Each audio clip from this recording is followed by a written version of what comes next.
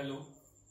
तो आज हम डिस्कस कर रहे हैं एडवांस पैटर्न पे इलिप्स कोऑर्डिनेट सेक्शन का एक क्वेश्चन है हमारे पास। The eccentricity of an ellipse of minimum area circumscribing two circle of equal radius R touching externally is E, then 9e² is equal to. ठीक है, क्वेश्चन क्या दे रखा है कि आपके पास दो सर्कल दे रखे हैं, दोनों एक दूसरे को एक्सटर्नली टच कर रहे हैं, इक्वल रेडियस के हैं।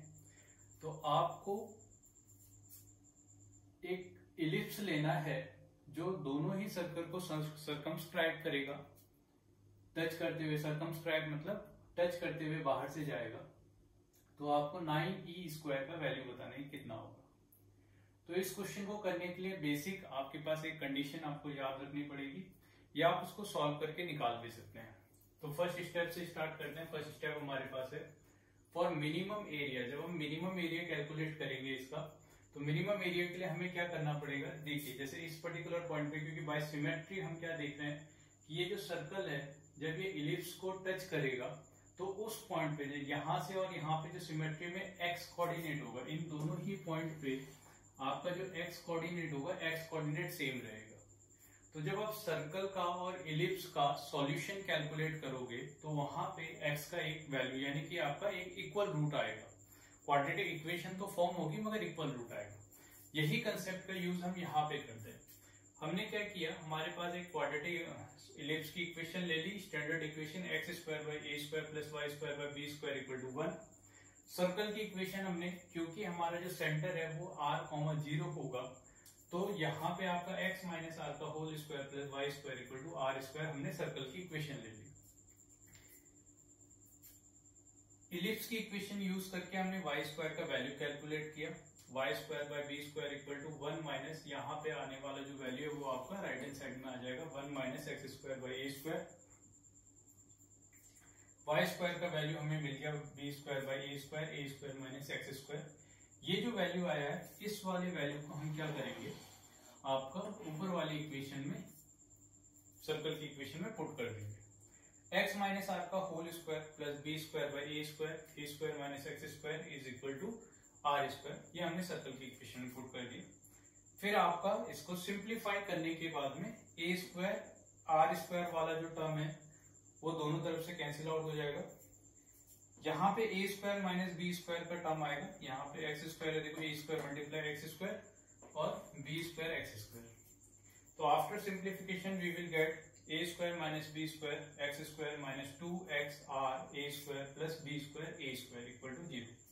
a² को कैंसिल आउट करोगे तो आपको फाइनली एक क्वाड्रेटिक इक्वेशन यहाँ पे मिल जाएगी। ये जो क्वाड्रेटिक इक्वेशन मिली है, तो अभी जैसे मैंने कहा कि आप इस क्वाड्रेटिक इक्वेशन के जो रूट होंगे, यहाँ पे आप देख रहे हैं कि ये क्वाड्रेटिक इक्वेशन है मगर इसके जो रूट है वो इक्वल रूट होंगे। इक्वल रूट क्यों?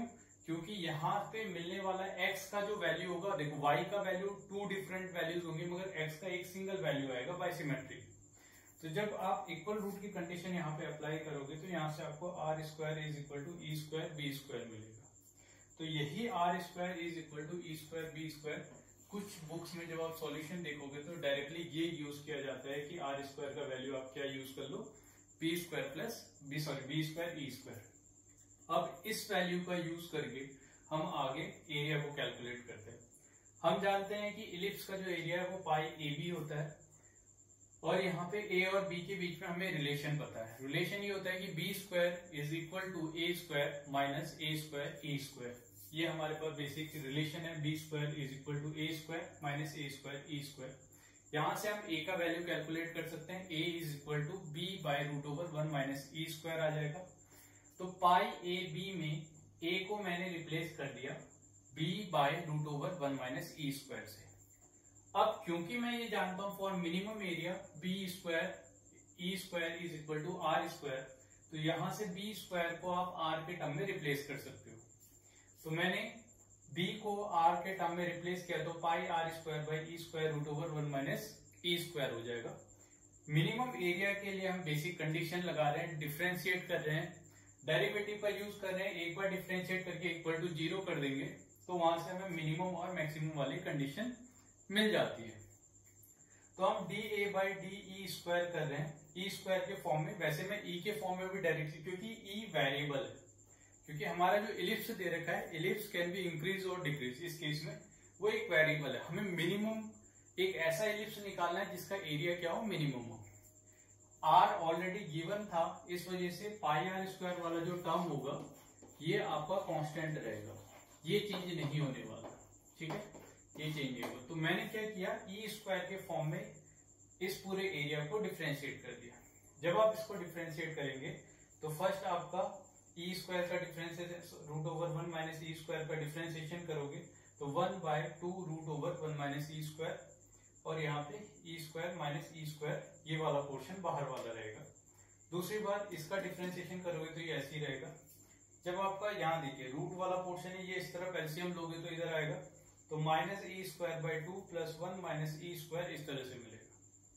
अब मैंने क्या किया, यहाँ पे जो डिनोमिनेटर में टर्म आ रहा था उसका स्क्वायर आएगा, मगर उसे इग्नोर कर रखा है क्योंकि वो डिनोमिनेटर में रहेगा। हमें न्यूमिनेटर वाले पोर्शन को इक्वल टू 0 करना है।